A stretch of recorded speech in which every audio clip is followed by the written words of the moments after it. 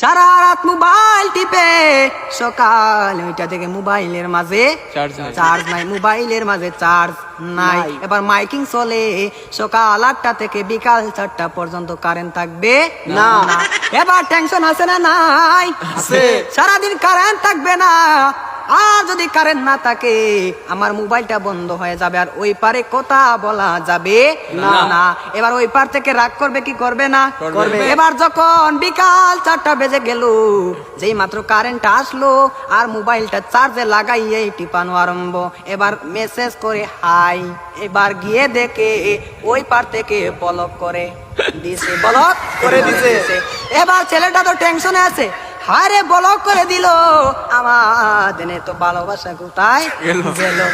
এবার 2 দিন পরে ব্লকটা খুললো, 2 দিন পরে ব্লকটা খুললো। এই 2 দিনের মাঝে ছেলেটার আরেকটা হয়ে গেছে, আরেকটা হয়ে গেছে। এবার মেয়েটা বলে তোমার সাথে আমি পালিয়ে যাব, আমাদের বাড়িতে মানবে না, চলো আমরা পালিয়ে যাই। আমি রাগ করেছিলাম, আমার রাগ তুমি কেন ভাঙ্গাও না? আর ছেলেটা রাগ কি ভাঙ্গাবে, এই 2 দিনের মাঝে আরেকটা কপালের মাঝে জুইটা গেছে। ওই মেয়েটা বলে চলো আমরা পালিয়ে যাই, ছেলে বলে চলো। এবার ছেলেটা মনে মনে ভাবে তোমার একটা শিক্ষা দিতে হবে। এবার মেয়েটা সকালে স্টেশনের মাঝে গাড়ি গুটি লইয়া রেডি। এবার ছেলেটা তো আসে না, আর মেয়েটা বাড়িতে কি যাবে, বাড়ির মাঝে 3 হাত লম্বা একটা চিঠি দিয়া পাইছে। পাশের গ্রামের রফিক মিয়ার সাথে পালিয়ে যাবে, বাড়িতে চিঠি দিয়ে যায়, আমি আর বাড়িতে মাঝে কোনোদিন আসবো না।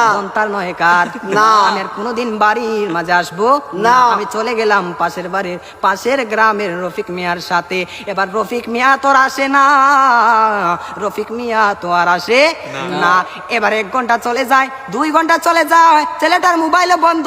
মেয়েটা তো আর বুঝার বাকি হলো না, আমাকে চলে গেল ছাড়িয়ে, আমাকে ফাঁকি দিল। এখন তো মরা ছাড়া আর কোনো উপায় নাই। পরের দিন সকালে মাইকের মাঝে আওয়াজ শোনা যায়, সকলে পড়ে ইন্না লিল্লাহি ওয়া ইন্না ইলাইহি রাজিউন।